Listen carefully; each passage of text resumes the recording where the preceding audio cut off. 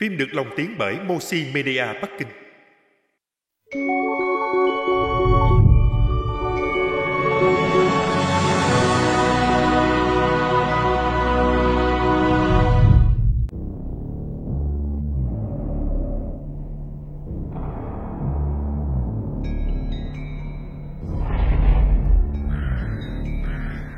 Giang hồ như mưa, ân oán như đào, khói lửa ngập tràn, anh hùng xuất thế.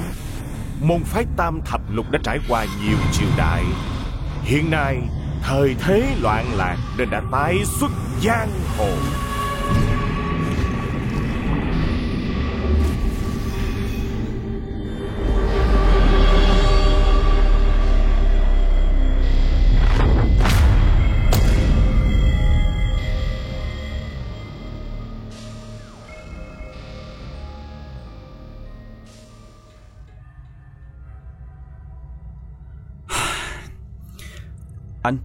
Anh nói xem, giờ cả thôn này chỉ còn lại hai chúng ta. Nhà nào mà có thịt hay cá gì đó cứ vào lấy mà ăn là được, đúng không? Ở đây toàn là nhà nghèo thôi, làm gì có chuyện tốt như vậy chứ. Tốt nhất cậu nên nghĩ coi làm gì để sống qua mấy ngày tới đi. Đúng rồi anh. Hả? Anh có nhớ lúc trước em đưa cho ba người kia mỗi người một tờ tiền dính máu hay không? Nhớ chứ. Nhưng lão Hồ nhận đồ từ em xong thì lại nói ra một cái tên rất là mơ hồ. Anh nghĩ em có nên tìm ông ta tính sổ hay không hả? Tất nhiên là có rồi, chứ không ai lại tưởng chúng ta dễ ăn hiếp. Ít nhất á phải đòi lại 100 đồng kia. Anh nghĩ em tiếc 100 đồng đó thật hay sao? Trên đó đã dính máu của em rồi. Em nói anh nghe, bất kể là ngũ đại tiên hay tinh linh gì đó đều được sửa bằng lăng hoa đồ. Nếu có được nó sẽ phải hứng chịu thiên lôi độ kiếp. Nhưng thiên lôi không đánh người phàm. Một khi đánh trúng người phàm thì người đó sẽ mất 10 năm tuổi thọ, hoặc thậm chí phải độ kiếp thay cho họ. Vậy nên đối với họ mà nói, nó như tấm bùa hộ mệnh. Vậy nên họ mới cất giữ nó như là báu vật. Vậy chúng ta phải mau chóng lấy lại đi chứ. Lấy lại để làm cái gì chứ? Nếu như em chết, tấm bùa hộ mệnh đó cũng thành miếng giấy vụn thôi. Cho nên họ sẽ liều mạng để bảo vệ cho em. Vụ làm ăn này tính sao cũng thấy hời hết á. Cậu suy nghĩ khôn quá. Không ngờ nhận ra sớm như vậy. Làm bọn tôi thấy mình không tử tế. Đúng như cậu nói, chúng tôi không thể nhận tấm bùa đó không công. Cho nên mới mời tới hai người nhanh chóng rời khỏi nơi thị phi này. Lão Hồ, rốt cuộc các ông theo phe nào vậy? Muốn đuổi chúng tôi khỏi thôn là để họ tiện hành sự hơn, có phải vậy hay không? Chúng tôi vốn là Lăng Hoa đạo, không hề dính dáng gì tới phái Tam Thập Lục các cậu. Cậu cứ đi đường của cậu, tôi đi đường của tôi.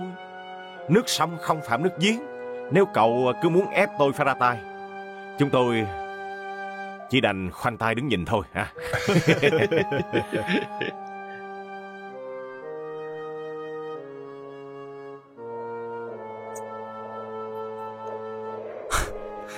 Vậy được thôi. Ông trả 3 tờ giấy kia cho tôi. Chúng ta sẽ không ai nợ ai. Cái này thì cậu không đúng rồi. Tờ giấy đó chúng tôi không trộm không cướp, là cậu tự nguyện đưa cho chúng tôi. Sợ là không thể trả lại được.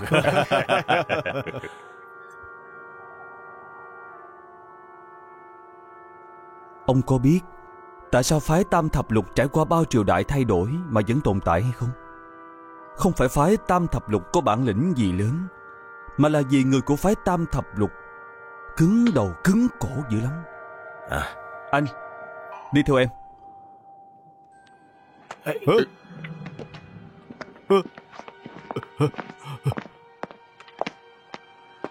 Đi tới phòng của cha em, có bài vị tượng màu của Lã Thuần Dương. Mấy thứ kia không dám vào đâu.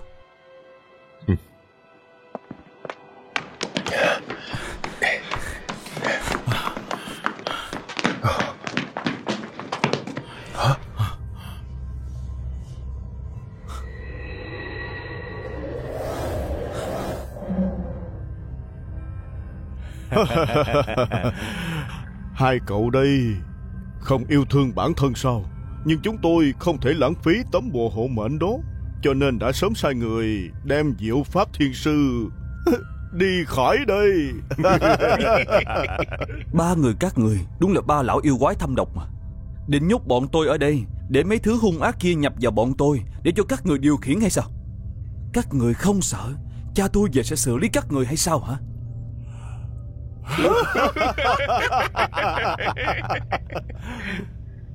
Chúng tôi dám làm như vậy, đương nhiên là phải có lý do. Từ Lão Tam không về được nữa rồi, bọn tôi cần gì phải hợp tác với cậu nữa. Kẻ thức thời mới là Trang Tuấn Kiệt. Vậy Ma Tam cũng tới từ dân Nam hay sao? Tên này cũng khá thông minh đó chứ, biết cả lai lịch của Ma Tam. Vậy giải Thập Lý Đại Sơn chắc các cậu sẽ biết rõ hơn bọn tôi. Có người không muốn Từ Lão Tam còn sống trở về, là một đệ tử thân cận của hắn. Cậu nghĩ hắn còn trở về được nữa không? Các người... Bùa hộ mệnh kia có liên quan tới anh chàng này, còn về cậu thì chúng tôi không quản được. Cút. Tôi nói là cút. Hãy muốn tôi phải giết hết các người đấy. Chú Tư.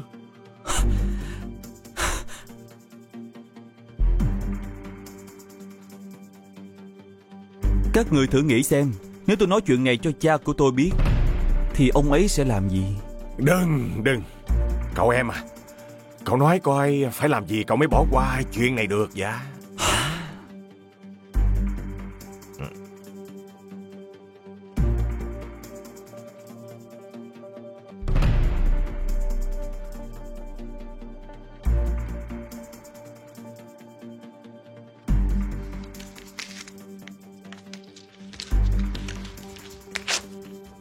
Tôi muốn biết được rốt cuộc Ma Tam là ai. Cái này chúng tôi thật sự không biết. Hắn luôn đeo mặt nạ nên chúng tôi chưa từng thấy mặt của hắn ta. Hôm nay tôi không nói ra, nhưng chưa biết sau này có nói hay không đó. Sau này có gì cậu cứ sai khiến bọn tôi sẽ cố gắng làm hết sức. Hết sức. Tam gia. Cha.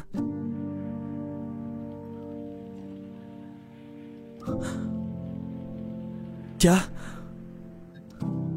Hả? Cha.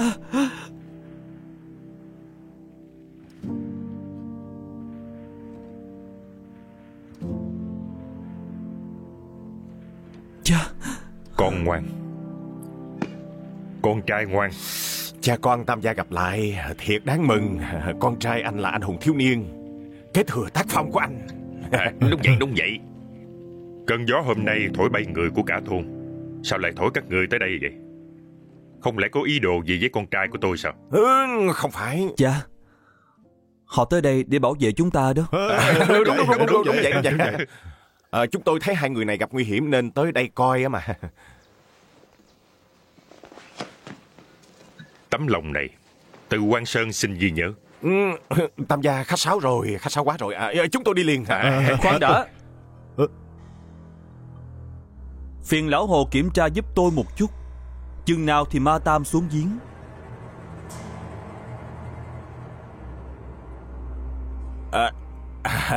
Chúng tôi đi điều tra ngay. Đi liền.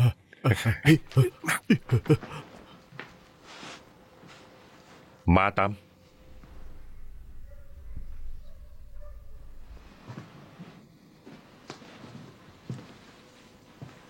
Không ngờ cha vẫn về trễ một bước.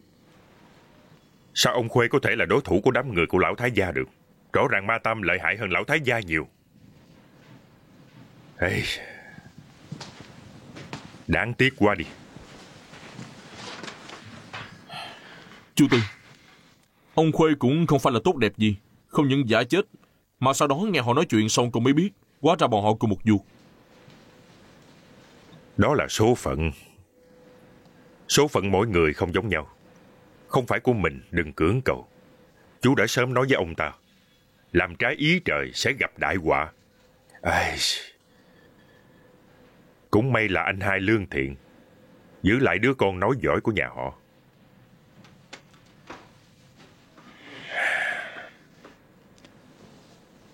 Có từng nghe tới sửa mệnh chưa?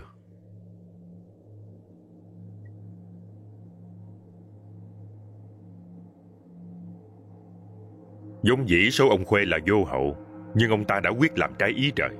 Hồi đó chú cũng còn trẻ, không chịu nổi khi ông ta liên tục tới cầu xin.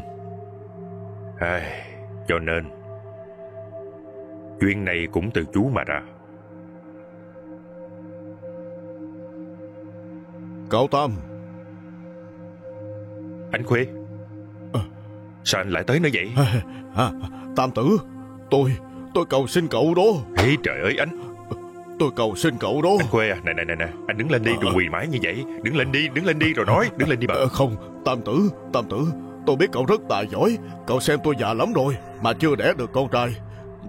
Giờ tôi ở thôn này không dám ngẩng lên nhìn ai.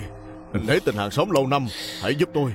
Xin hãy giúp tôi. Không phải anh Khuê à, anh nghe nè. Anh tới tìm tôi nhiều lần rồi. Để tôi nói thật với anh nha. Chuyện mà anh nói với tôi Không, Tam tử, tôi biết là cái số của tôi không thể có con trai. Số tôi là số tuyệt hậu. Tôi biết cậu có khả năng. Chỉ cần cậu chịu can thiệp, chỉ cần cậu chịu giúp, cậu muốn gì tôi cũng chịu. Không anh Khuê à, tôi đều hiểu ý của anh nói hết mà. Nhưng mà anh có nghĩ tới chuyện thay đổi số mệnh tùy tiện sẽ phải chịu hậu quả gì hay chưa? Mất tiền chỉ là chuyện nhỏ. Cái số tuyệt hậu của anh, nếu như cố tình thay đổi thì phải dùng mạng người khác lắp vào đó. Tam, chỉ cần giúp tôi có con trai, tôi lấy mạng tôi lấp vào. Không, anh Khuê, anh đứng lên đi mà. Cậu không giúp thì tôi không đứng. Trời ơi, anh đứng lên đi. Không, anh đứng cậu lên không đi giúp mà. thì tôi không đứng. Trời ơi, anh không đứng lên thì tôi không đồng ý đâu. Cậu đồng ý rồi sao?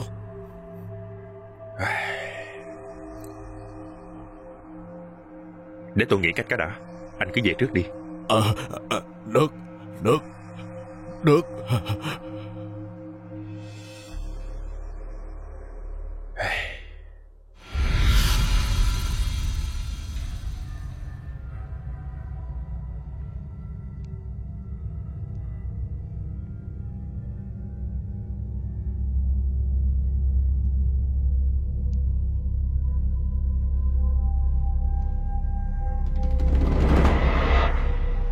Mẹ con bà ở dưới giếng bao nhiêu năm qua mà chưa từng đầu thai chuyển kiếp. Hôm nay để tôi siêu độ cho bà.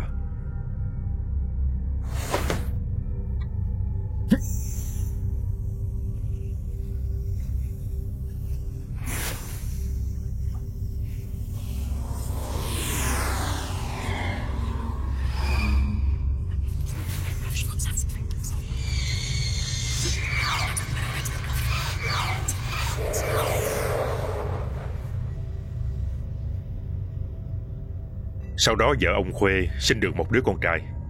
Hôm đó ông Khuê mở tiệc linh đình, vô cùng náo nhiệt. Ê, nè, Cạn Ly, chúc mừng nha. Cuối cùng cũng có rồi. Chúc mừng. Cạn Ly. Mời. Tam tử, cậu tới rồi. Mau vào trong đi. Mau, cậu mau ngồi vào bàn đi. Đứa bé sao rồi? Cậu ngồi đi. Nó rất khỏe, thông minh lắm. Cậu ngồi xuống đi, ngồi đi. Được.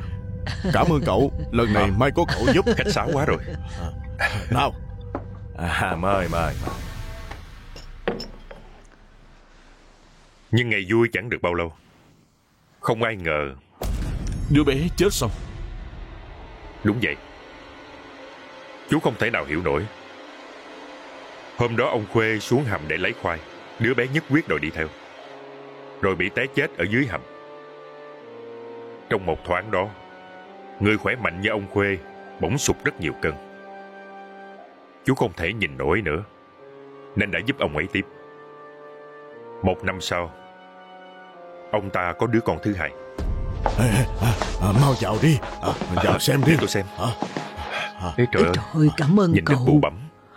Cậu đến chơi Ê, sao? ơi, Cảm ơn chị dâu, cậu. chị nằm xuống đi. Mới sinh con xong, cơ thể còn rất yếu. Đừng có để bị phong hàn. Cảm ơn cậu nha người anh em. Tam tử, thật sự cảm ơn cậu. Nè, anh Khuê à. Cảm ơn cậu. Cảm ơn cậu. Đứng lên đi. Đừng làm vậy mà. Không được khách sáo với tôi đâu đó. Tôi phải dặn anh chuyện này. Anh nhất định phải trông coi nó cho thật kỹ. Đợi đến khi 7 tuổi, nguyên thần đã vững, thì coi như đã giữ được con. Được, tôi nhớ rồi.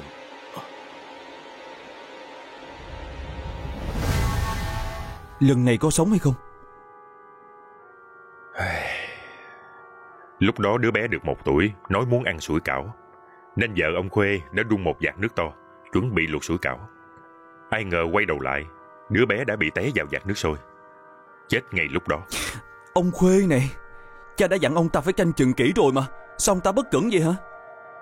Cha cũng thấy rất kỳ lạ. Hồi đó khi cho đứa bé đầu thai vào nhà ông Khuê, đúng là cha đã dùng thủ đoạn để sửa mệnh cho ông ta. Nhưng mà sao lại không giữ được chứ? Đêm đó cha đã đến bên giếng xem thử.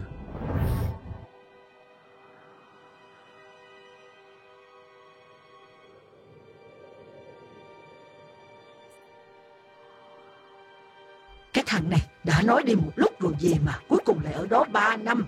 Mẹ, có bị người kia dùng yêu thuật chuyển thân bị máu làm ông Khuê uế thần trí, không còn nhớ kiếp trước nữa. Tới khi mẹ báo mộng con mới nhớ ra mình là ai. Hóa ra là vậy. Vậy thì không trách con được, phải trách gia đình kia không sinh được con mà lại tước cướp con của ta. Hèn gì gia đình đó do một người khác dùng thủ đoạn. Lần này con trở về sợ là hắn chưa từ bỏ, muốn bắt con đầu thai Gia lại. đình đó trời định là tuyệt hậu, dù hắn có dùng 100.000 thủ đoạn thì vẫn là trái ý trời. Chắc hắn muốn con sống qua 7 tuổi, đợi nguyên thần bán dưỡng vào cơ thể thì sẽ chia cắt mẹ con ta. Nếu hắn bắt con đầu thai, mẹ sẽ để hắn nuôi con thêm 5 năm. Khi con tròn 5 tuổi, mẹ sẽ đích thân ra tay, mẹ sẽ đem 2 con bò cạp biến thành đuôi giày rồi cắn chết con. Lúc con đi vệ sinh để làm cặp vợ chồng kia phát điên để xem còn đòi đẻ nữa không. Người đàn bà đó đúng là quá độc ác. Vốn dĩ cha còn đang hối hận vì đã chia cắt mẹ con họ. Nhưng đêm đó sau khi nghe bọn họ nói chuyện xong, cha đã vô cùng tức giận. Sau đó cha đã dùng thuật chuyển đứa bé kia đến nhà ông Khuê. Sau 5 năm, cũng là ngày sinh nhật 5 tuổi của Thạch Đồng, cha đã đến nhà ông Khuê. Đợi khách khứa về hết, cha đã ở lại đó.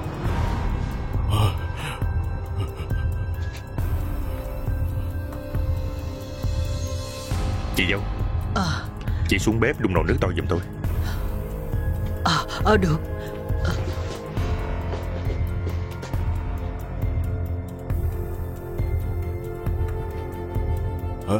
Vậy rồi sao? Con định làm gì? Hả? Con định làm gì vậy? Đừng mang vậy. Đừng mang vậy. Đừng mang vậy.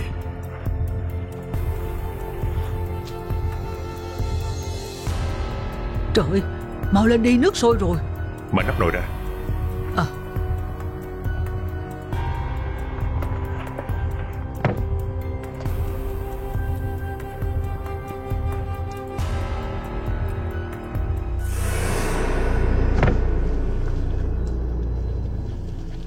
Âm giới không quản chuyện dương gian, lần này không thể trách tôi được.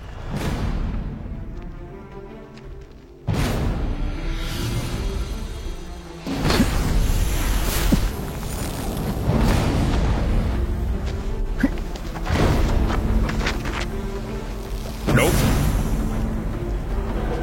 lên.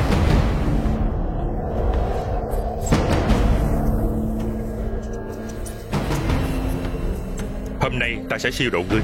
Những chuyện trước đây đều đã qua rồi. Luân hồi đi. Lên. Sau lần đó cha đã đi đến Vân Nam. Đến khi cha trở về, con và Thạch Đầu cũng đều đã trưởng thành cả rồi. Thời gian đúng là trôi qua nhanh quá. Cha cứ nghĩ chuyện này đã kết thúc, nhưng cha thật sự không ngờ được ông Khuê đã phá được phong ấn của cha. Phong ấn do ông Khuê phá sao? Lòng cha mẹ nào cũng đáng thương.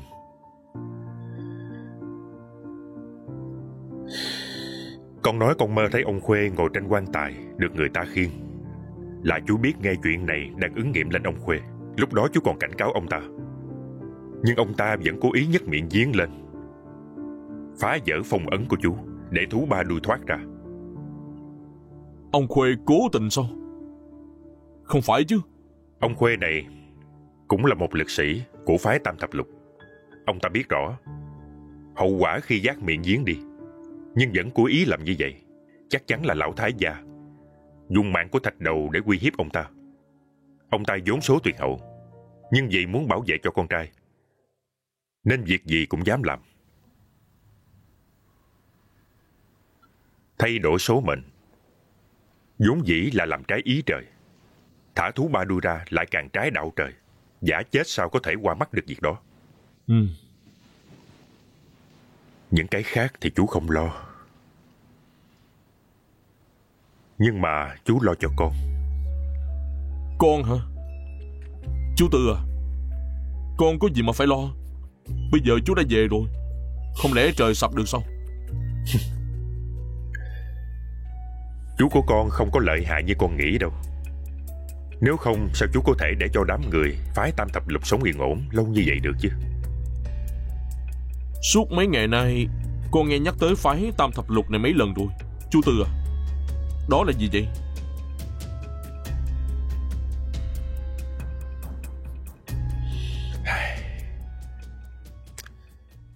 Bây giờ hai đứa cũng đã trưởng thành rồi. Có vài chuyện chú không cần giấu hai đứa nữa. Để chú kể về phái Tam Thập Lục cho. Phái Tam Thập Lục bao gồm Cửu Đại Chính Môn, Cửu Tà Chính Môn, Lục Đại Xảo Môn, Tứ Đại Dũng Môn, Tam Đại Hắc Môn, Tam Đại Linh Môn. Trong đó lại bao gồm 2 đạo phái lớn hợp lại thành phái Tam Thập Lục. Trong đó là vị xấu tốt không đều, chính tà không cân. Phần lớn trong đó là dị giáo, nên đã trở thành 36 bàn môn tà đạo. Cửu Đại Chính Môn trong đó đều là theo truyền thống chính thống. Trong đó bao gồm Thiên Sư, Địa Sư, Nhân Dương, Tung Hoành, Dược Sư, chính nhà cầm kỵ thi họa. Ê, chú Tư, vậy họ Từ chúng ta là môn phái nào?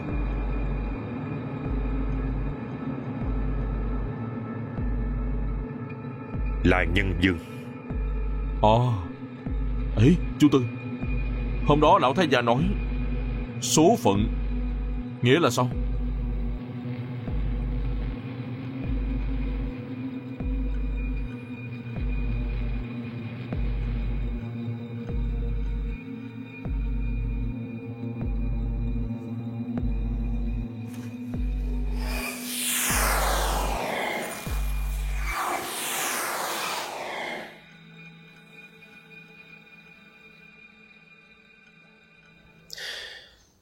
Miệng giếng đã bị phá hoại.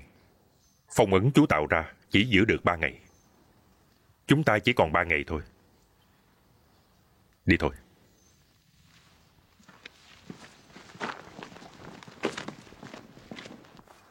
Chú Tư, không lẽ có gì thật sao? Cô Hoàng nói có thì chắc chắn là có. Cha,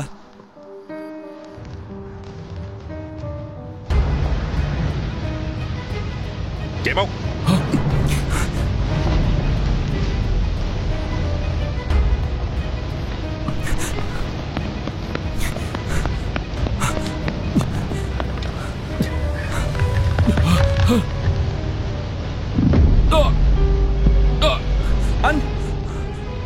Anh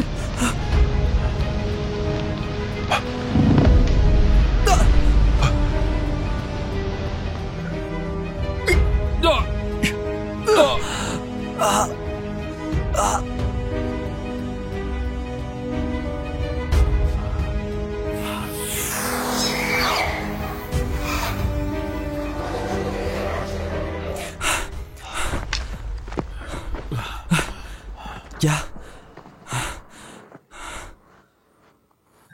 Thác Nhi, mau tới Vân Nam kêu bác ba của con cho người tới chi viện.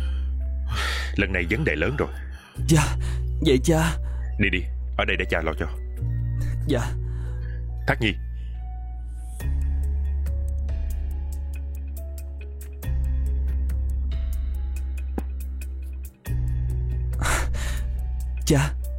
Cha yên tâm đi mà, hả? Hoa Thác, đợi tin tốt của em đi nha.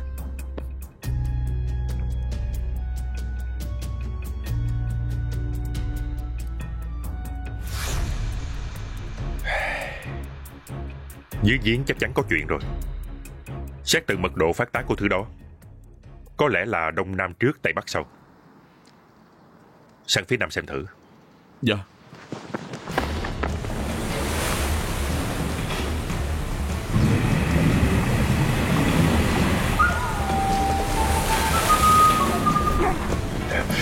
Cẩn thận.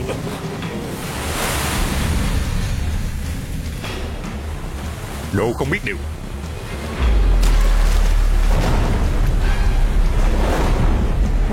Phim được lồng tiếng bởi Moshi Media Bắc Kinh.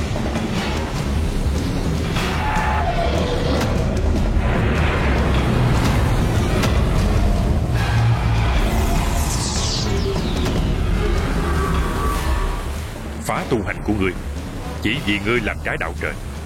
Đừng trách ta.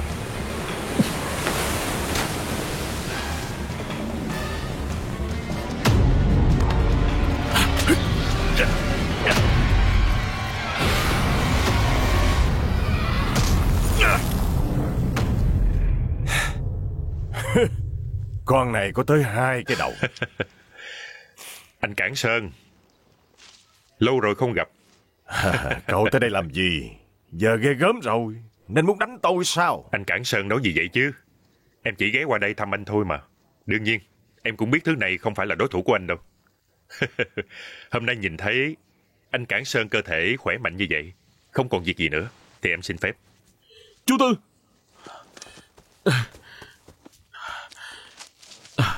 Bác Cảng Sơn, hai người không sao chứ? Thất Cân. Hả? Chúng ta đi thôi. Khoan đã. Chú Tư, chú không thể cố chống chịu một mình được. Bây giờ thôn mình sắp thành thôn ma rồi. Nếu như chú không nhờ người giúp đỡ thì phái Tam Thập Lục sẽ bị diệt đó. Con nít con nôi nói gì vậy chứ? Đi thôi. Đứng lại. Thất Cân, cha mẹ cậu đều là người thật thà. Cậu học thủ đoạn từ Lão Tam thì được, nhưng đừng học thói gian xảo như cậu ta. Mau nói tôi nghe, rốt cuộc đã xảy ra chuyện gì hả? Anh Cảng Sơn, anh nghĩ nhiều rồi. Không có chuyện gì đâu. Đi thôi. Từ Lão Tam, rốt cuộc đã xảy ra chuyện gì? Cậu nói rõ cho tôi. Thất Cân, cậu nói đi. Con... Tôi cũng thấy kỳ lạ. Không hiểu sao chỉ trong một đêm mà lại có nhiều thứ hung ác chạy ra như vậy. Hóa ra là vậy. Sao cậu không nói cho tôi, còn cố cậy mạnh nữa? Cũng may Thất Cân thiệt thà. Cậu không sợ tôi tranh với cậu cái ghế thủ lĩnh môn phái Bắc hay sao? Nói cho mà biết, dù cậu có cho không tôi thì tôi cũng không có ham đâu. Anh Cảng Sơn, em có thể xử lý việc này thì cần gì mặt dày sang nhờ các anh giúp đỡ chứ. Đã tới lúc này rồi mà cậu vẫn còn sĩ diện nữa, thiệt tình. Hèn gì bị Tô Lão Nhị bắt thấp cậu bao lâu nay. Nè, phía Kính Sơn thì sao? Kính Sơn đã đồng ý cùng xuống giếng với em và hỗ trợ hết sức. Dù Dương Kính Sơn có còn thủ đoạn gì hay không thì vẫn là hán tử. Tới lúc mấu chốt vẫn cần mấy lão già này phải ra tay. Được rồi, cậu về chuẩn bị trước đi. Tôi đi tìm Kính Sơn. Tới khi đủ người chúng ta sẽ cùng xuống giếng. Bác Cảnh Sơn, dưới chân cô bác có luồng khí đen dây quanh đó. Thật Cân à, cậu thiệt thà quá. Nhìn thấy là được rồi, sao cứ phải nói ra vậy? Anh Cảng Sơn, lần này sợ là... Sợ cái gì, tôi còn lâu mới chết đó. Yên tâm đi, không chết được đâu.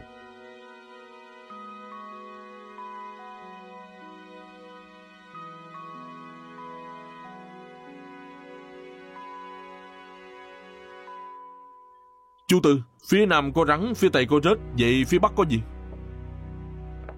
Ê, Tam gia, cuối cùng cũng tìm được anh rồi. Mà Tam Nhi bắt cóc con trai anh, định dùng máu của cậu ấy phá phong ấn để xuống giếng. Ủa, họ đang ở đâu? Tôi đưa anh đi. Nó bị bắt ở đâu? Mà Tam Nhi vẫn luôn đeo bám các anh. Thấy con trai anh tách ra thì bắt cóc đi luôn. Nó có phản kháng không? Đương nhiên là có rồi. Còn dùng cả thần thú của anh nữa. Nói kịp thời lắm.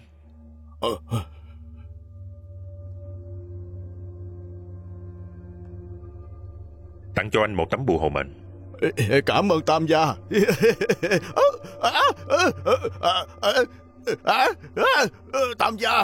Tam gia tha mạng. Ông sống sung sướng quen rồi nên lại ngứa đòn, có đúng không? Lá bùa này là thập phương tụ dương. Loại tiên như các người, âm khí nặng, dương khí nhẹ, nên tặng để bổ sung dương khí. Nhưng dương khí nhập thể, khó tránh khỏi xung đột. Ráng nhịn đi. Tam gia à, tôi một lòng muốn cứu con trai anh. Sao anh lại làm vậy với tôi? Nghĩ kỹ rồi hẳn nói. Nếu như Ma Tâm Nhi biết anh bày kế hại hắn, chắc anh cũng biết hậu quả rồi. Không muốn nói cũng được. Không cần phải nói với tôi. Dù sao tôi cũng tự tìm được. Đừng có cử động, hậu quả lớn lắm đó. Tam gia đừng đi. Tôi sẽ nói. Nói đi. Chúng tôi dụ anh đi là vì muốn bảo vệ nguồn gốc ngũ linh. Nguồn gốc ngũ linh? Nguồn gốc ngũ linh là gì? Ngũ linh chính là một âm sâm ngàn năm do cô Hoàng phát hiện ra. Sau đó bọn tôi cũng phát hiện ra, nên đã thỏa thuận với nhau cùng giữ kín bí mật này, cùng nhau hưởng thụ. Khi nào thì nó xuất hiện? Chính là hôm nay. Ở đâu? 10 dặm nữa, dưới cây già ở cổng thôn. Đi. Tam gia à? Cứ đợi tới khi trời mưa đi.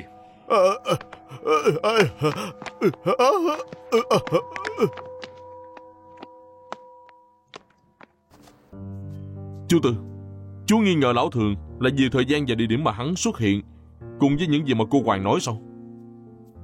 Quan trọng nhất là dị thuật nguyền rủa chú chưa hề truyền cho Thác Nhi. Dị thuật nguyền rủa của nhà họ Từ chỉ truyền cho nam, không truyền cho người ngoài. Tuy Hoa Thác là con trai của chú, nhưng dù sao nó cũng họ Hoa, nên chú chỉ có thể truyền cho con. Không hài lòng với hành động lúc này của chú sao? Đâu có, lão thường đó là tự làm tự chịu thôi. Âm sâm gì đó chắc chắn là cho hắn nhiều lợi ích rồi.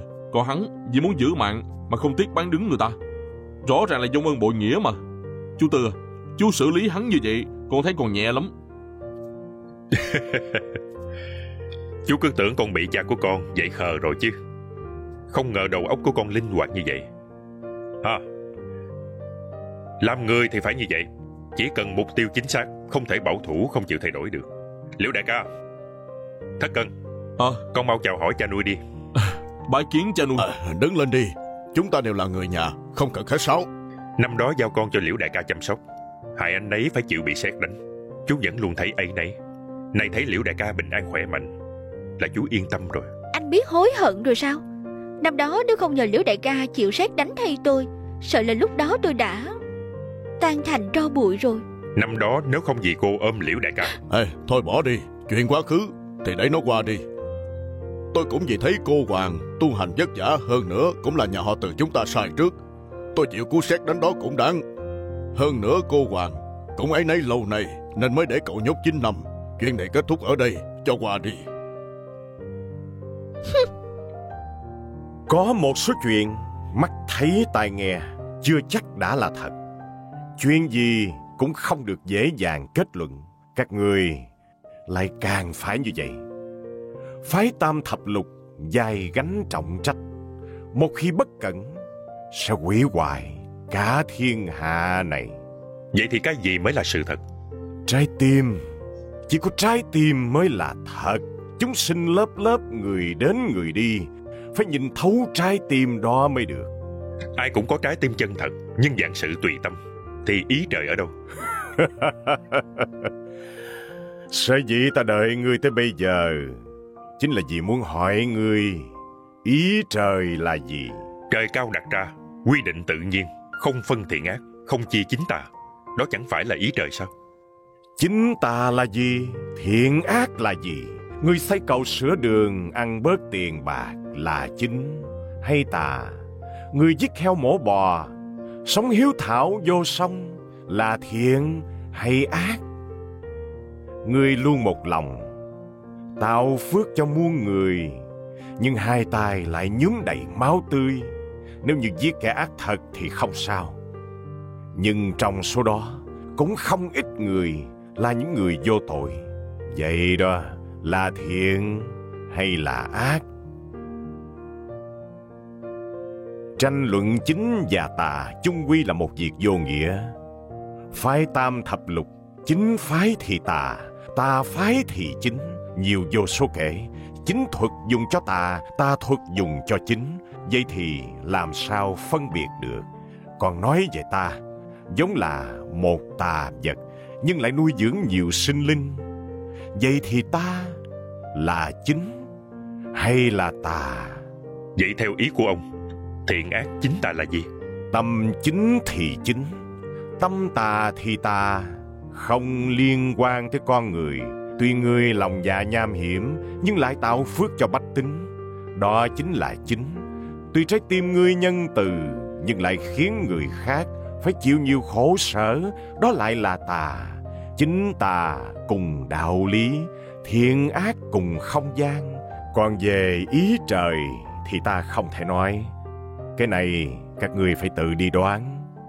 Con trai, ngươi nghe đã hiểu chưa? Không hiểu chút nào hết. Đa tạ đã chỉ điểm, như thoát khỏi sương mù. Thằng bé con nhỏ, tôi sẽ dẫn dắt nó. Nếu đã như vậy, lão phu xin đi trước một bước. Các ngươi cũng đi cùng đi. Hồng trần hỗn loạn, không cần lưu luyến. Tôi không quay về được nữa. Lòng phàm đã rung động, lưu luyến tình ái thế gian. Kiếp số sắp tận, cho dù đã đi thì cũng sẽ trở về. Tôi sẽ không đi.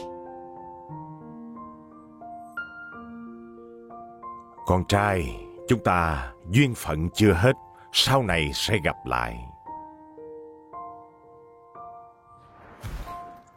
Lão Tam, mấy năm không gặp, giờ tôi lại phải đi rồi. Bảo trọng nha. Bảo trọng. Con lúc nào cũng làm người ta lo. Là cha nuôi của con, ta không đành lòng nhìn con ngã chết, nên sẽ cứu con thêm một lần. Con còn không mau cảm ơn cha nuôi. Cảm ơn cha nuôi. Ê, không cần đâu, giữa chúng ta không cần phải vậy. Chúng ta cũng là có cơ duyên với nhau. Ta không cứu không công. Hãy thả lão Thường ra.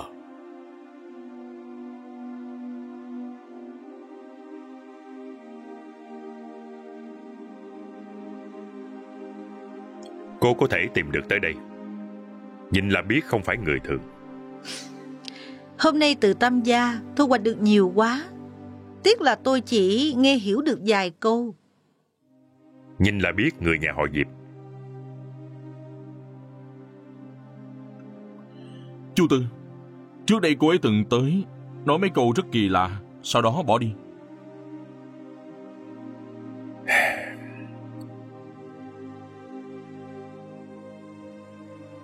Người nhà họ Diệp xuất hiện, sợ là mọi chuyện sẽ khó giải quyết. Chú Tư, con thấy cô Hoàng thật sự có tình cảm với chú. Con nít đừng có nói lung tung.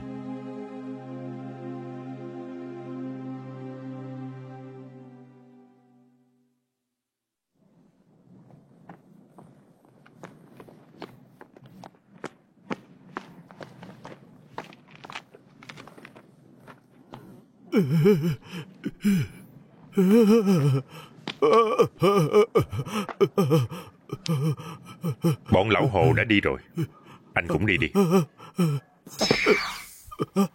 Cảm ơn Tam gia. Cảm ơn Tam gia.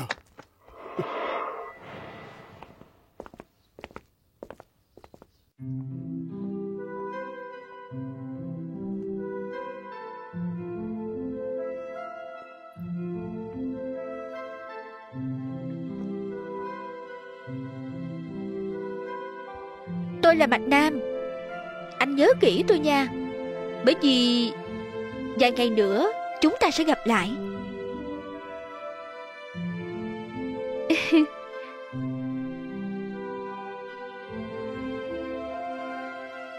Tam gia về rồi. Mạch Nam bái kiến Tam gia.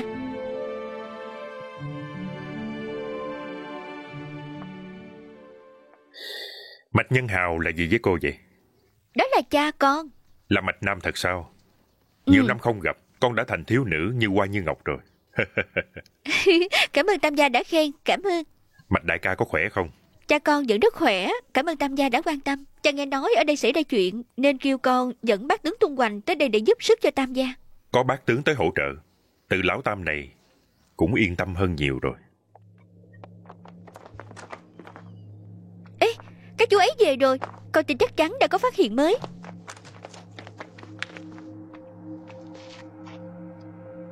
Có 8 vị tiền bối đến hỗ trợ, tôi thấy vô cùng cảm kích.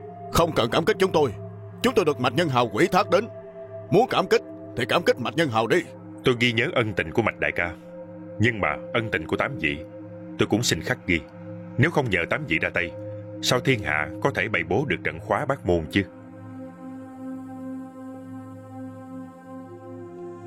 Tam gia, các chú bác này không giỏi ăn nói, mong Tam gia thông cảm cho. Bác tướng tung hoành mấy chục năm nay đều như vậy. Hôm nay điều này đã là khách sáo rồi. Biết vậy là tốt. Nam, trận khóa bát môn đã định vị xong rồi, chừng nào ra tay đây? Lần này Bạch Nam tới đây, cha có dặn là phải nghe theo Tam gia. Tam gia, chú nghĩ trận khóa bát môn khởi động lúc mấy giờ thì tốt? Trận khóa bát môn là dùng sức mạnh thuần dương của trời đất để khóa toàn bộ thôi lại, không để âm khí thoát ra, bộc phát sức mạnh uy hiếp yêu ma, nên bố trí càng sớm càng tốt. Trận pháp bát môn phải được bày bố ở nơi có ánh sáng đầy đủ. Nhưng tôi thấy giờ cũng đã trễ rồi. Cả thôn cũng đã trở thành thôn ma, âm khí bành trướng, dương khí không đủ. Hay là để tới trưa mai hẳn bắt đầu? Các vị thấy sao? Không tệ. Người nhà họ Từ vẫn chưa thành lũ vô dụng. Quyết định vậy đi. Giữa trưa mai ra tay. Đi.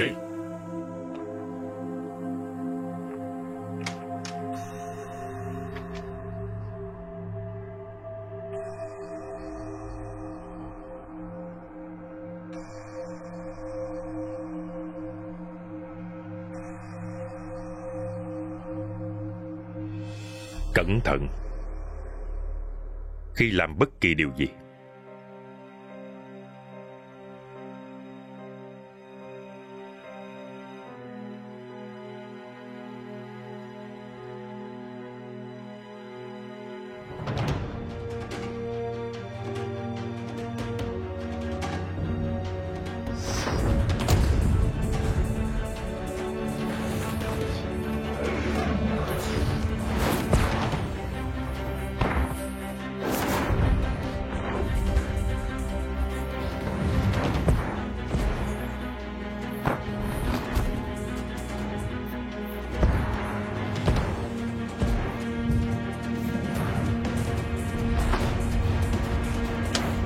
Cứ đứng im ở đây đi, chú tới bệnh viện xem sao.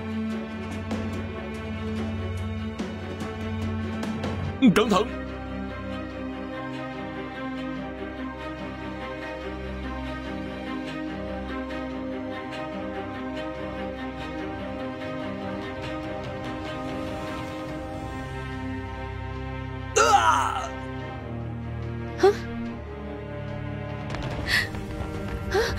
Tiền bối. Chú ngủ. Tiền bối. Chú ngủ. Chú ngủ. Tiền bối. Tiền bối. Là Ma Tâm Nhi. Hắn thả bà sát ra, làm tiền bối bị thương. Tiền bối. Tiền bối. Tiền bối yên tâm, tôi sẽ tìm Ma Tâm Nhi báo thù cho anh. Chú ngủ. Ai giết lão ngủ vậy? Là Ma Tam Nhi. Hắn đã dụ Thư Như Giếng lên rồi giết chú ngủ. Ma Tam Nhi, cút ra đây cho ta.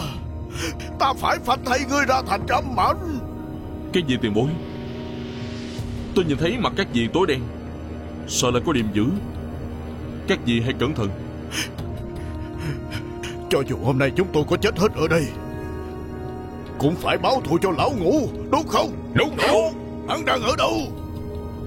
Đi về phía thôn rồi. Được. Chúng ta chia thành 4 nhóm. Tôi và Tường lão Tam một nhóm, đi tìm Ma Tam Nhi, báo thù cho lão ngũ. Đi.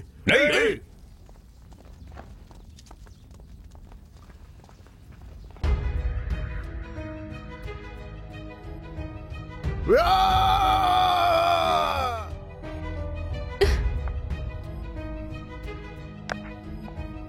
bối, tiền bối. Chú Tư, chú không sao chứ? Chú không sao. Bác hai. Là Ma Tâm Nhi. Chuyện này ngày càng trở nên phức tạp rồi. Có một tầng hầm dưới giường trong phòng của chú. Hai đứa xuống đó trốn đi, không được ra ngoài. Đi đi. Đi thôi.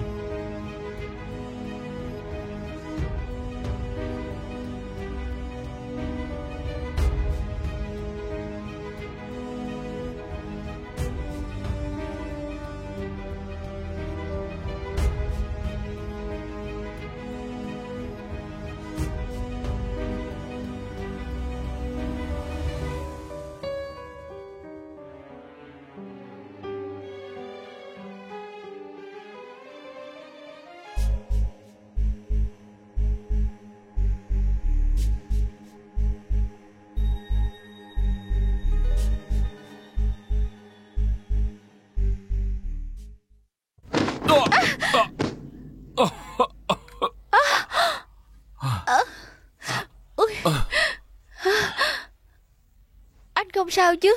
Không sao, con cố.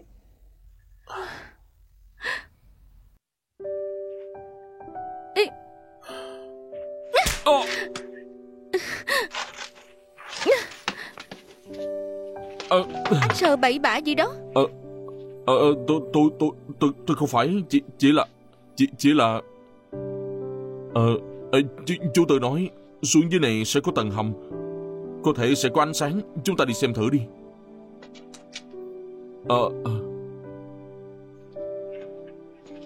Đi thôi.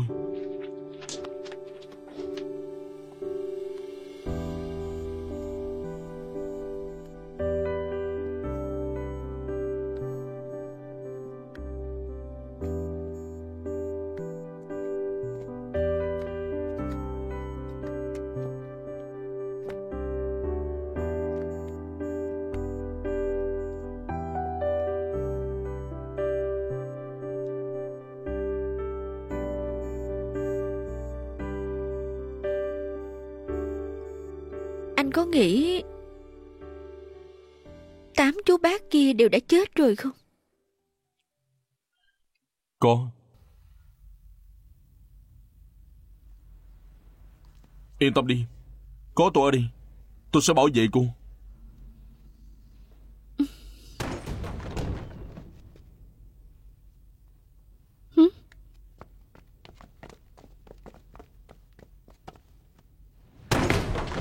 Lục soát kỹ cho tôi. Dạ, lục soát. Dạ. Từ lão Tam đó đã thương hơn chục người bên ta, nhưng hắn cũng bị thương nặng. Tôi không tin hắn mọc cánh bay được. Một mình chú ấy đấu với hơn chục người. Anh nghĩ Tam gia có sống sót trở về hay không? Chắc chắn chú ấy sẽ trở về. Báo cáo lão thái gia, tìm thấy máu từ lão Tam cạnh giếng. Hả? Tìm thấy máu từ lão Tam cạnh giếng. Đi coi thử. Đi. Đi. Chú Tư bị thương rồi. Hả?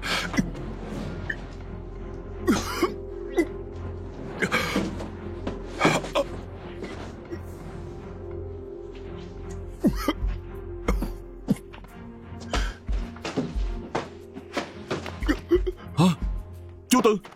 Tam gia. Tam gia. Tam gia. Chú Tư. Tam gia. Chú Tư. Chú Tư. Tỉnh lại đi, chú Tư.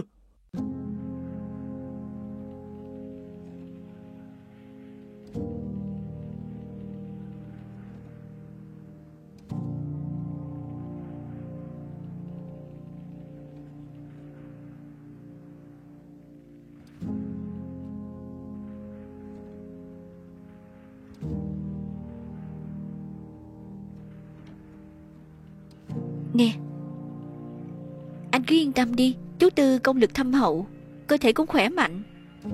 Vết thương nhỏ này căn bản không đáng ngại đâu. Cô Hoàng. Cô Hoàng. Cô Hoàng. Cô Hoàng. Cô Hoàng à. Cô Hoàng. Cô Hoàng cẩn thận. Chú Tư. Chú Tư à. Chú Tư. Nè. Chú Tư.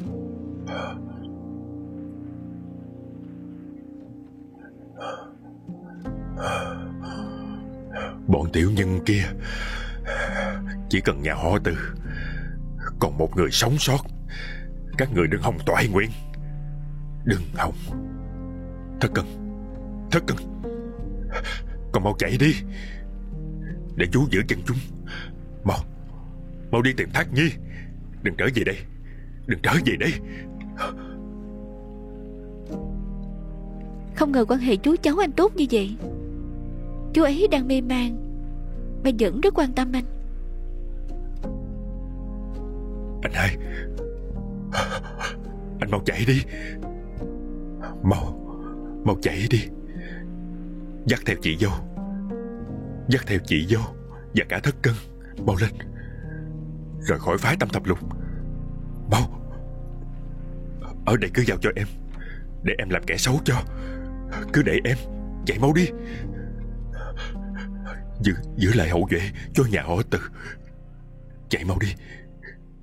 Mau lên.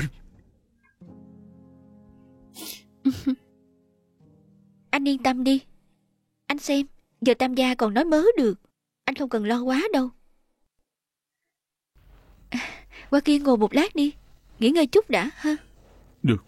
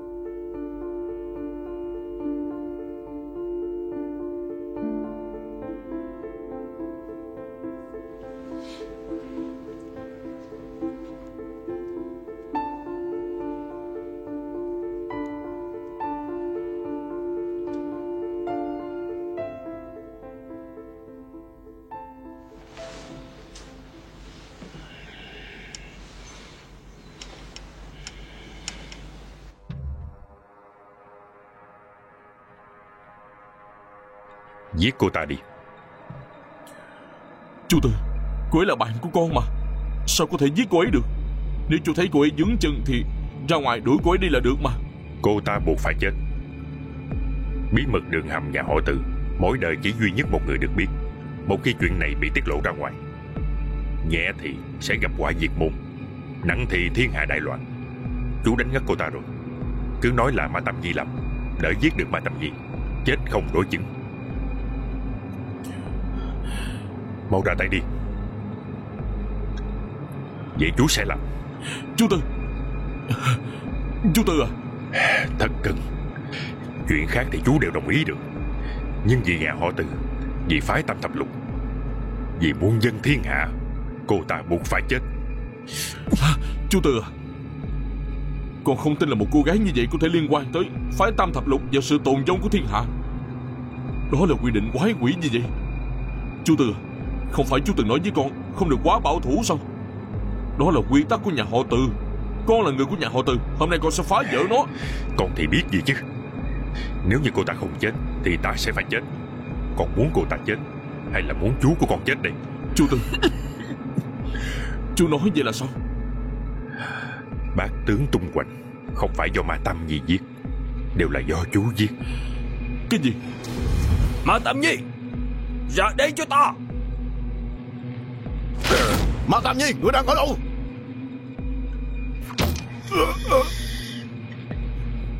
Ma Tam Nhi, mau cút ra đây cho ta. Ma Tam Nhi, tìm thấy Ma Tam Nhi chưa?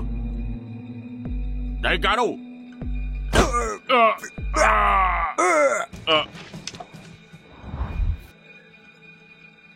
Ngày xưa chính 8 kẻ đó đã giết 9 người trong môn phái Bắc của chúng ta. Ban đầu chú không có bằng chứng gì, nhưng mà khi họ bày bố trận khóa Bát Môn, chú đã có thể khẳng định. Bởi vì năm đó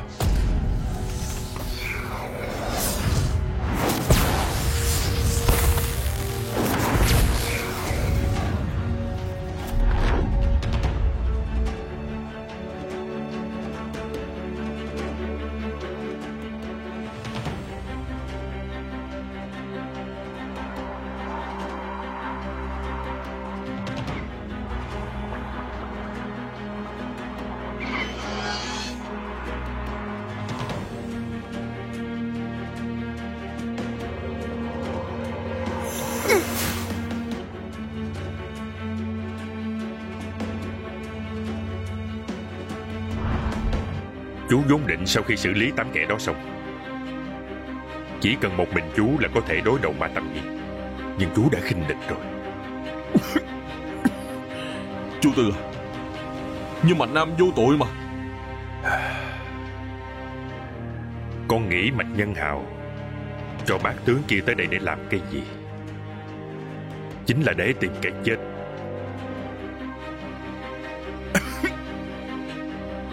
Chú rất hiểu ông ta. Ông ta biết nếu những người này bày bố trận khóa Bắc Môn thì họ sẽ bại lộ thân phận. Và biết rõ chú nhất định sẽ giết họ. Mạch Nhân Hào muốn báo thù đàng hoàng, mà nỡ cử cả con gái đến đây. Không thể nào. Làm gì có người cha nào lại muốn hại chết con của mình chứ?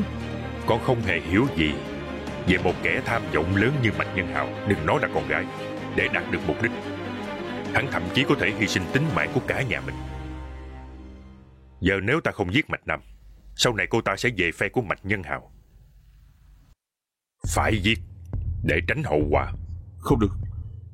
Chú Tư, dù sao chúng ta cũng không thể giết Mạch Nam được. Chắc chắn sẽ có cách khác thôi.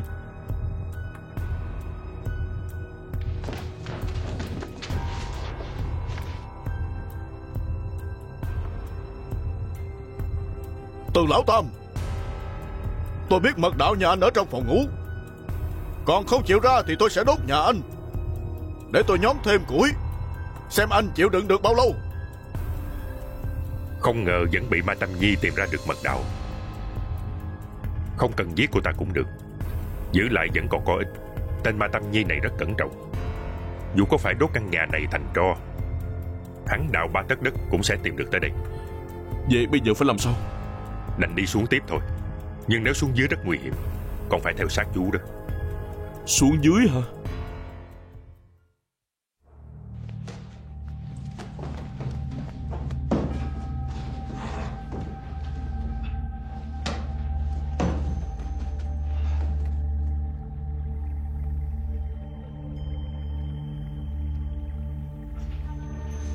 Phim được lồng tiếng bởi Moshi Media Bắc Kinh.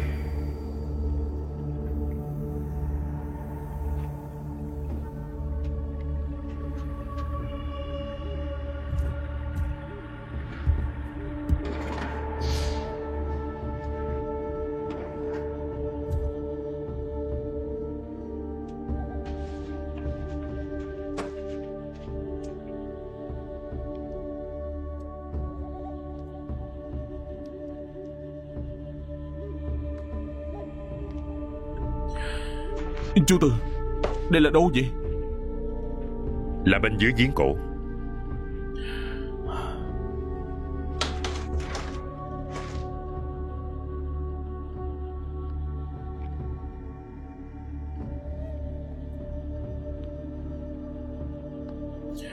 Chú Tư, sao dưới đáy giếng lại không có nước chứ? Ai nói với con dưới đáy giếng là phải có nước chứ? Đi tiếp đi. Vẫn còn nhiều thứ mà con không tưởng tượng được lắm. Nhớ cẩn thận. Dạ.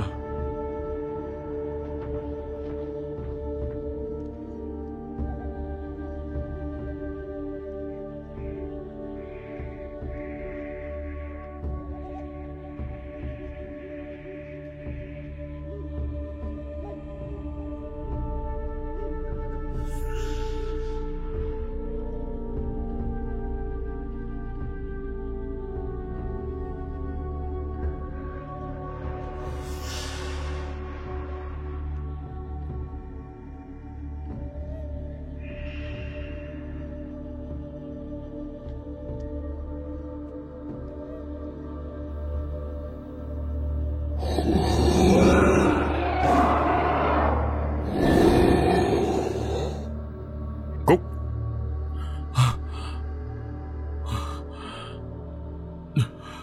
Còn không mau cút đi.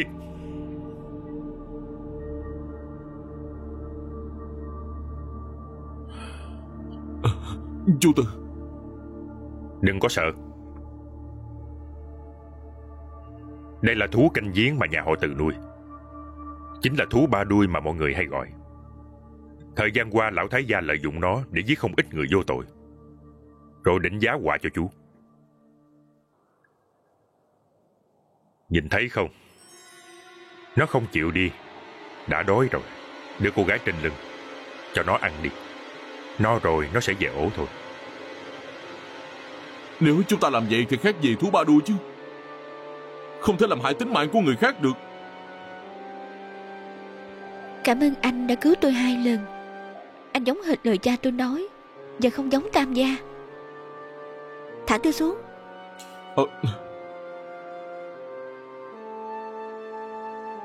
Cô không bị ngất xỉu sao? Đúng là con gái của Mạch Nhân Hào. Nếu đã nghe thấy hết rồi thì càng không được sống nữa. Nè chú Tư. Tam gia, đợi con nói hết đã chứ. Cho cô thêm một cơ hội, nói đi. Trước khi Mạch Nam tới đây, cha cũng đã dặn dò với Mạch Nam rồi. Nếu Tam gia giết bác tướng Tung Hoành, vậy thì hãy hợp tác với Tam gia. Nếu không giết được thì hãy giết Tam gia, rồi phong tỏa mật đạo. Còn bác tướng kia thì đầu độc chết. Mạch Nhân Hào nói như vậy sao? Giờ không những môn phái Bắc biến động, môn phái Nam cũng như vậy. Phái Tam Thập Lục bắt đầu âm thầm chia bè kết phái. Cha con cũng bất đắc dĩ nên mới bày ra kế này, muốn liên minh với Tam gia cùng dẹp yên mối họa này. Đồng thời cũng muốn mượn tay của Tam gia để diệt bác tướng Tung Hoành.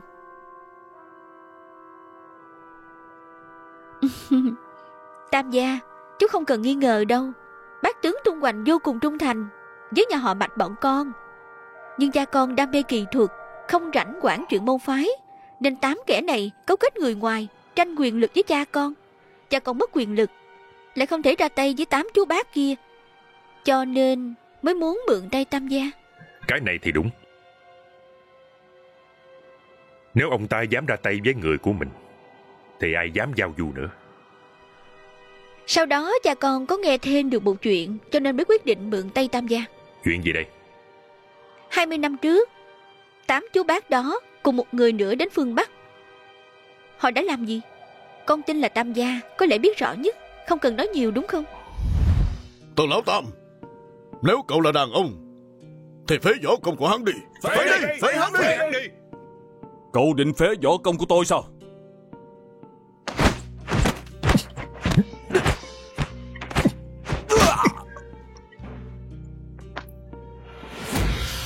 Vậy tiếp theo Mạch Nhân Hào định làm gì? Cha con từng dặn con diệt trừ bác tướng Tung Hoành, Bạch Nam sẽ được ở lại cạnh Tam gia, nghe theo mệnh lệnh của Tam gia. Đợi cha dẹp yên môn phái thì sẽ tới Bắc Môn dốc sức hỗ trợ cho Tam gia. Cha con còn nói cha và Tam gia đều là những người tham vọng, cho nên suy nghĩ có lẽ giống nhau. Tam gia có nghĩ như vậy không? Vậy thì Mạch Nhân Hào muốn có được thứ gì đây? Cha con nói nếu muốn liên minh với Tam gia, vậy thì nhất định phải nói thật lòng. Nếu như nhà họ Từ không làm nhân dương, sao không nhường cho nhà họ Mạch chứ?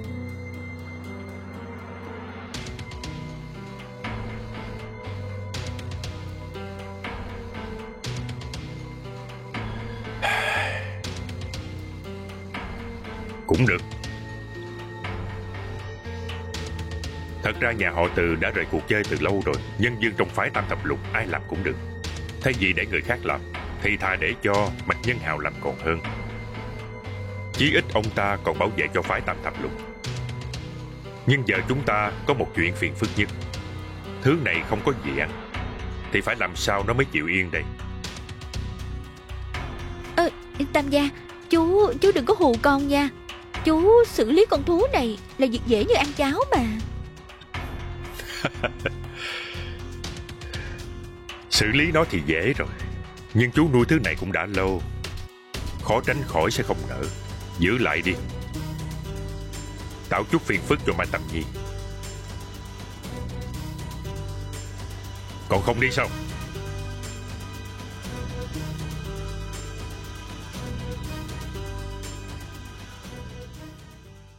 Thật sự không ngờ một nhánh mật đạo đã sập khác, vậy mà lại ở nhà Thạch Đầu. Hai chúng ta đứng ở miệng giếng loay quay gần 20 năm trời.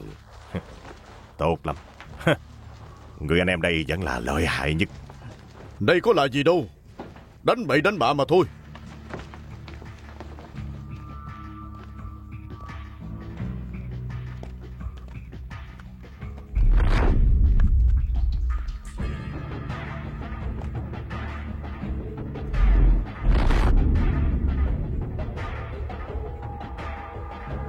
Phấn chấn lên đi.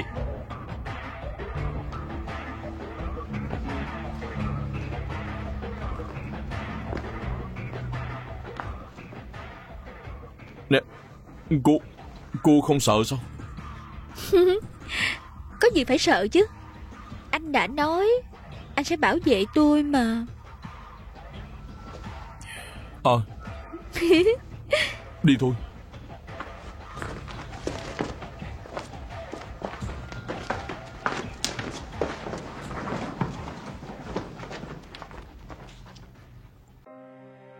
Chắc sắp đến cửa đá rồi.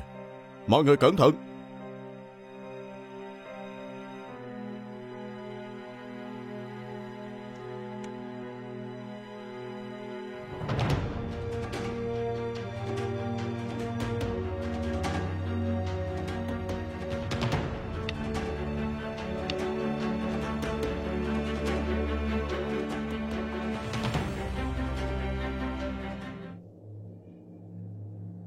Không ổn, bà sát gác cửa.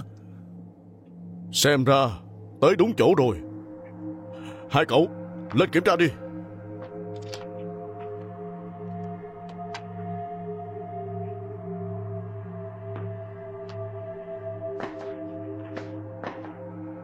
Chú Tư, cứ đi tiếp là tới đâu vậy? Có khi nào là đường cụt không?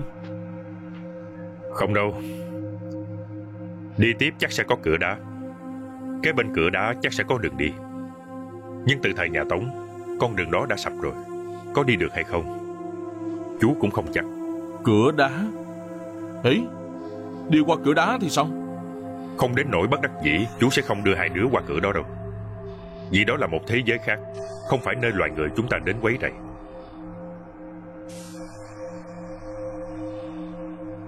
Một thế giới khác sao?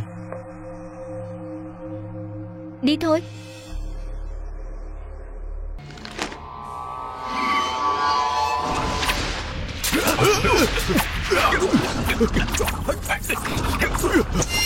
Nè, cẩn thận đó.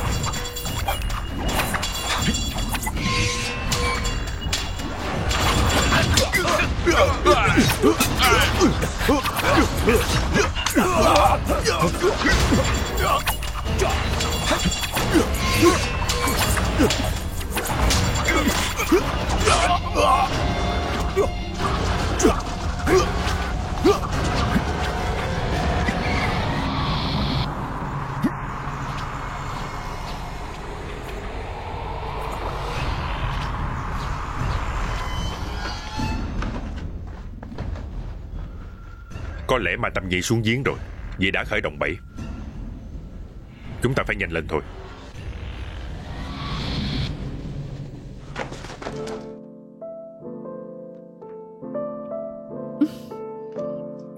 Anh đã cứu tôi 3 lần. Ân tình này tôi trả sao đây?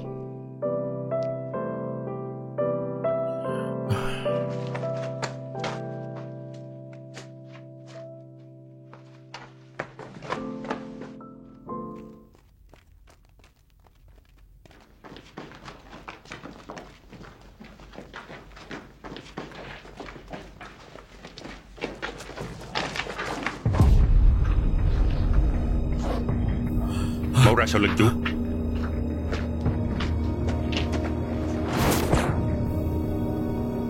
Đi mau. Chú Tư, vậy còn chú? Nghĩ cách giữ chân mà Tâm Nhi. Chú sẽ tới liền. Mau lên. Đi. Súc sinh kia, còn không mau cút đi.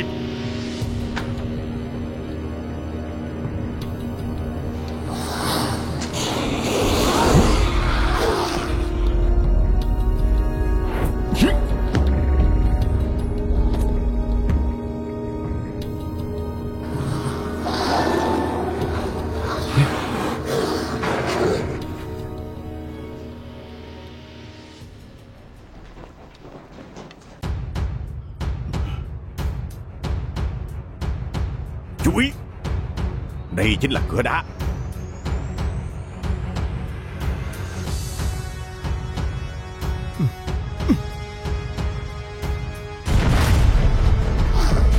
Mọi người cẩn thận.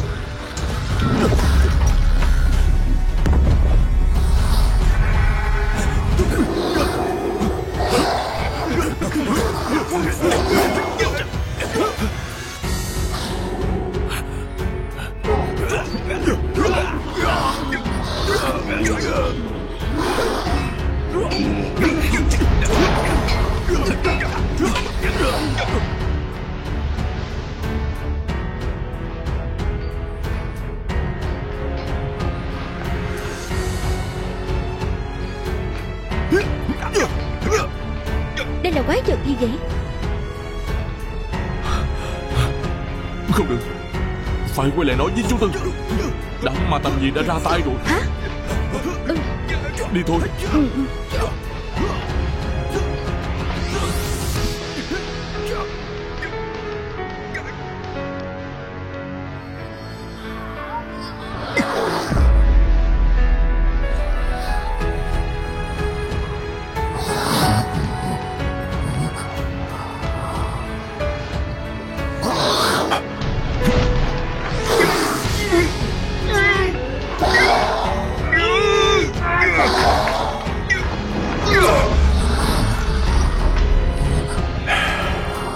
Chú Tư, chú không sao chứ? Không sao. Sao cháu còn quay lại đây? Tam gia, bọn ma Tam Nhi đừng phá cửa đá. Mau đi xem thử. Đi. Thôi, chú Tam Tư. gia, Tam gia, Chú Tư. Tam gia, Tam gia, Chú Tư. Tam gia. Chú Tư. Lùi lại đi.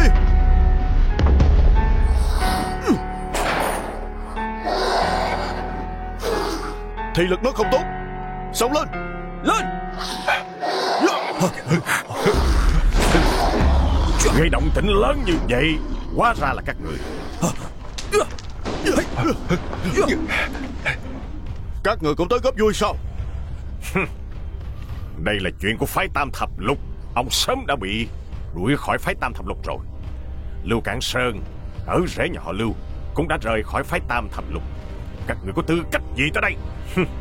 Đương nhiên là do phái Tam Thập Lục các người mời bọn ta tới rồi. Không giống các người làm chó cho họ. Cậu Còn không ra tay đi. Kính Sơn, Kính Sơn. Sư phụ, ông cứng đầu quá. Người khôn thì phải khéo. Tên súc sinh.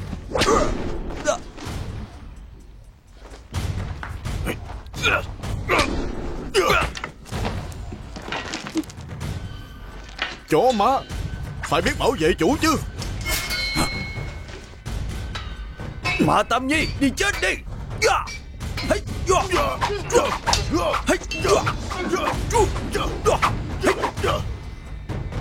Kính Sơn, Kính Sơn à, Kính Sơn. Đừng có cản chuyện tốt của tôi. Nộp mạng đi.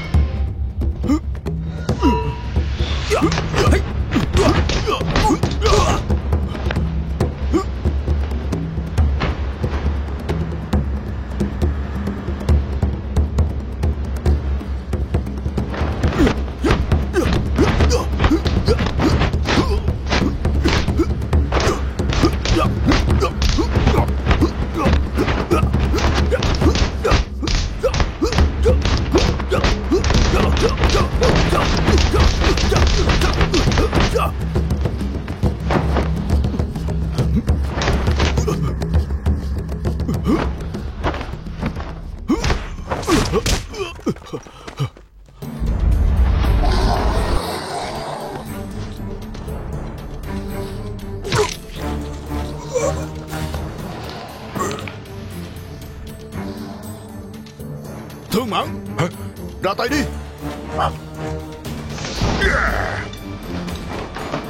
Dừng tay.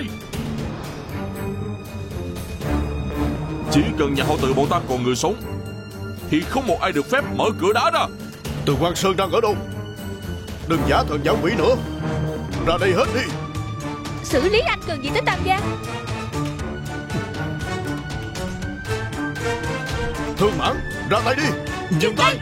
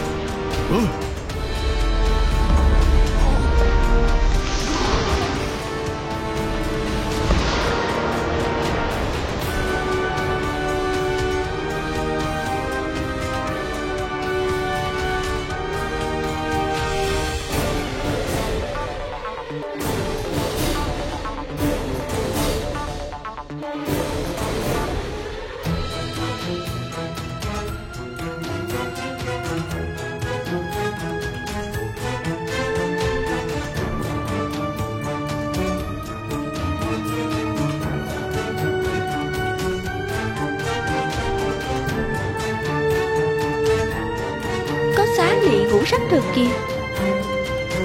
Nghe nói xá luyện ngũ sắc có thể điều khiển tâm trí. Nói một cách khác, nếu ai có được xá luyện ngũ sắc này thì tất cả sẽ trở thành nô bộc của người đó.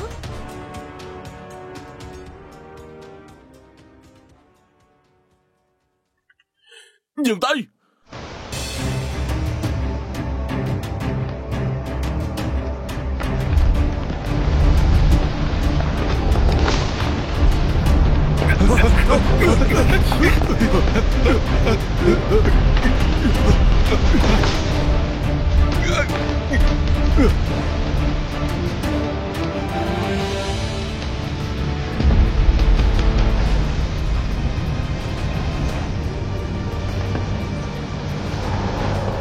Chú Tư.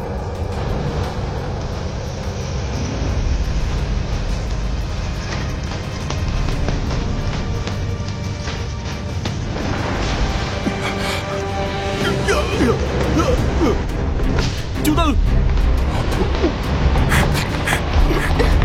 Tam Gia. Chú Tư. Đi mau, ở đây sắp sạch rồi.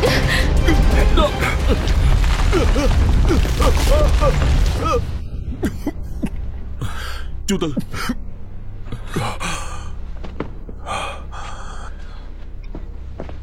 Hắn Xá luyện ngũ sắc lại tái xuất, sợ là phải đợi thêm 500 năm nữa. Thế hệ các con chắc chắn sẽ không được thấy lại nó.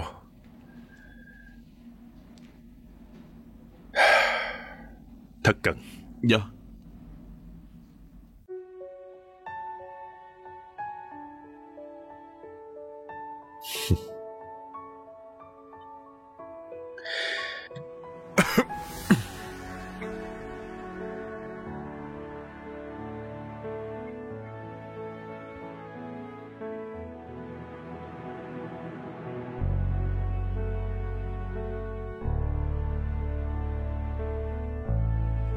Phía trước nguy hiểm lắm, anh phải bảo vệ tôi đó nha.